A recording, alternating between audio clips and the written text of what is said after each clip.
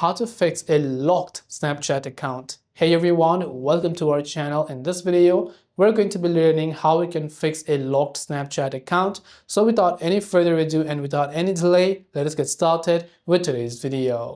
If your Snapchat account is locked and then you'd like to unlock it, it's fairly simple for us to do so.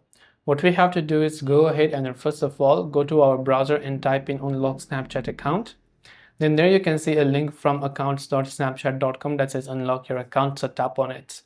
Now remember that this will only help you solve a temporarily locked account. So if it is permanently locked, you have to contact the support instead. But basically now you want to type in the username and you also want to type in your email address and type in your password. And when you've typed in your password, just tap on the next button over there. And when you tap the next button, you can see locked account. So all you have to do is tap on this unlock button over here and you can be able to unlock your locked Snapchat account. That's all for this video. Thanks for watching and see you in the next video.